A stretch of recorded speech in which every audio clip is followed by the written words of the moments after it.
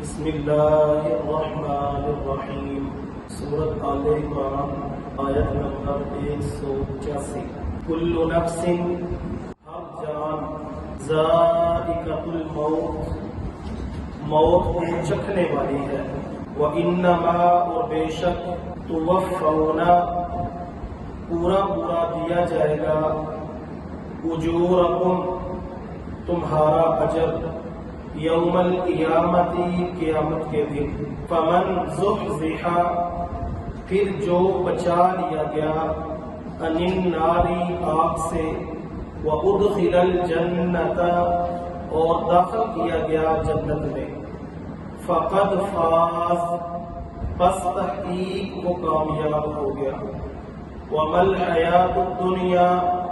اور نہیں ہے دنیا کی زندگی، الا مگر متاع الغرور، دھوکے کا سامان۔ اللہ سبحانہ و تعالی نے بخیل آدمی کا ذکر کیا اور ان کا کفر بیان کیا ہے کہ بخیل آدمی کس طرح اللہ کی نعمتوں کا، اللہ کے دیے ہوئے مال کا کفر کرتا ہے، ناشکری کرتا ہے۔ یہاں اللہ رب العزت اب یہ بتا رہے ہیں کہ دنیا کے جس مال و متاع کے جمع کرنے کے لیے انسان بخل کرتا ہے، یہ سب کچھ فانی ہے، باقی نہ رہنے والا ہے۔ انسان کی جان، انسان کا خوبصورت جسم، اس کے پاس جمع ہونے والا مال و دولت، روپیہ، پیسہ، یہ سب کچھ فنا ہونے والا ہے، باقی نہیں رہنے والا، اور آخرت کی زندگی ہی باقی اور ابدی ہے۔ اس کے اوپر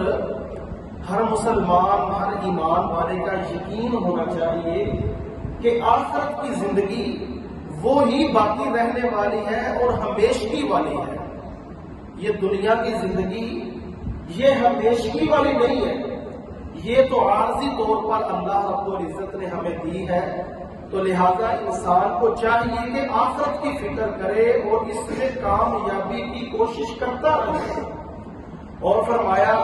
تمہارے اجر قیامت کے دن تمہیں پورے دیے جائیں گے۔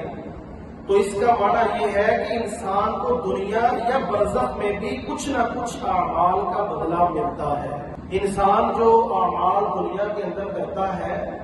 ان اعمال کا بدلہ دنیا کے اندر بھی ملتا ہے کچھ نہ کچھ، اور جب انسان برزخ کے اندر جاتا ہے، برزخی زندگی شروع ہوتی ہے،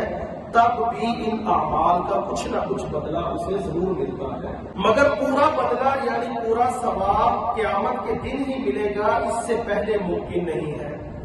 اور دنیا کی زندگی محض متاع الغرور، دھوکے کا سامان ہے، اور اس کی ظاہری زیب و زینت سے دھوکہ نہیں کھانا چاہیے۔ اصل کامیابی تو آخرت کی کامیابی ہے، لا عیش الا عیش الآخرہ۔ تو اس آیت سے معلوم یہ ہوتا ہے کہ دنیا کی زندگی یہ جو دھوکے کا سامان ہے، اس سے انسان کو دھوکہ نہیں کھانا چاہیے، بلکہ اصل جو زندگی ہے اس کی تیاری کرنی چاہیے۔ اگلی آیت میں اللہ رب العزت فرماتے ہیں لَتُبْلَوُنَّ، تم ضرور آزمائے جاؤ گے، فی اموالکم، اپنے مالوں میں، وانفسکم، اور اپنی جانوں میں، وَلَتَسْمَعُنَّ، اور ضرور تم سنو گے، من الذین، ان لوگوں سے، اوتوا الکتاب، جو دیے گئے کتاب، من قبلکم، تم سے پہلے، ومن الذین، اور ان لوگوں سے، اشرکوا، جنہوں نے شرک کیا، اذًا، تکلیف دینے والی بات، کثیرہ، بہت زیادہ، وَإِن تَصْبِرُوا، اور اگر تم صبر کرو، وَتَتَّقُوا، اور پرہیزگاری اختیار کرو، فَإِنَّ ذَلِكَ، تو بے شک یہ،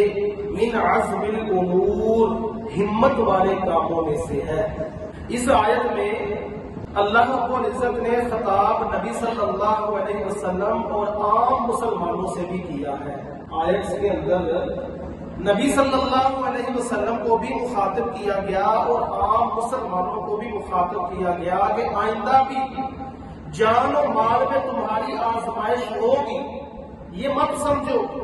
کہ جان اور مال کے اندر تم آزمائے نہیں جاؤ گے، بلکہ اللہ رب العزت تمہیں لَتُبْلَوُنَّ فِي أَمْوَالِكُمْ وَأَنفُسِكُمْ ضرور تمہیں آزمائے گا، تمہاری جانوں کے معاملے کے اندر بھی اور تمہاری مالوں کے معاملے کے اندر بھی، اور تمہیں ہر قسم کی قربانیاں پیش کرنا ہوگی، جیسے مال کا تلف ہو جانا اور بیمار پڑ جانا، یہ ہے مال کے اندر اور جان کے اندر آزمائش۔ جان کے اندر آزمائش کے انسان بیمار ہو جاتا ہے، اپاہج ہو جاتا ہے، کوئی نہ کوئی موذی بیماری لگ جاتی ہے جس کی وجہ سے وہ بستر کے اوپر پڑ جاتا ہے، اللہ رب العزت تمہیں بیماری دے کر بھی آزماتے ہیں۔ اور مال کا تلف ہو جانا، اللہ رب العزت نے مال دیا اور پھر اس کو چھین لیا، یہ ہے مال کے اندر آزمائش۔ اہل کتاب اور مشرکین کی زبانوں سے تمہیں انتہائی دل آزار اور جگر خراش طعن و تشنیع بےہودہ گفتگو اور جھوٹے الزامات بھی سننا پڑیں گے۔ اللہ رب العزت نے پہلے ہی متنبع کر دیا ہے کہ مشرکوں کی طرف سے تمہیں بڑی تکلیف دینے والی باتیں سننا پڑیں گی، بڑے دل خراش طعن و تشنیع والے الفاظ تمہیں سننا پڑیں گے، ایسی گفتگو کریں گے، ایسے جھوٹے الزامات تمہارے اوپر لگائے جائیں گے جیسا کہ منافقین نے ہر طرح سے مسلمانوں کو رسول اللہ صلی اللہ علیہ وسلم کو ستایا تھا۔ اور اگر اس بات کا مطالعہ کرنا ہو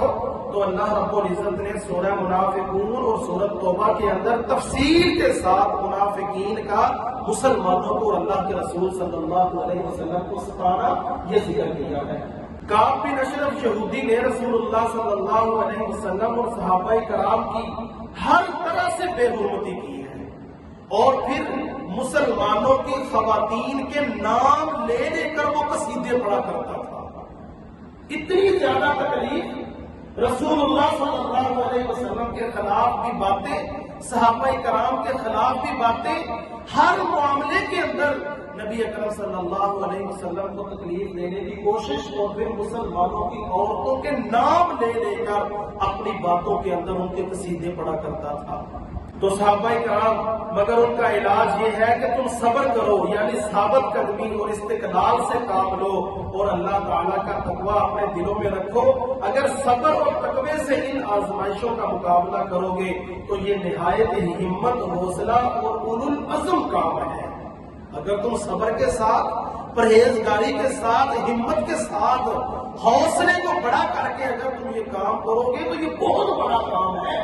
فَإِنَّ ذَلِكَ مِنْ عَزْمِ الْأُمُورِ، بڑے بڑے کاموں میں سے یہ کام ہے۔ لوگوں کی باتوں کو بھی سننا، ان کی طرف سے دل خراش طعن و تشنیع کو برداشت کرنا، ان کی گفتگو کو برداشت کرنا، ان کے جھوٹے الزامات کو قبول کر لینا۔ اللہ رب العزت فرماتے ہیں تقوی کے ساتھ، اللہ سے ڈرتے ہوئے جب تم ان ساری باتوں کو صبر و استقلال کے ساتھ برداشت کرو گے تو یہ بہت بڑے کاموں میں سے ایک کام ہے۔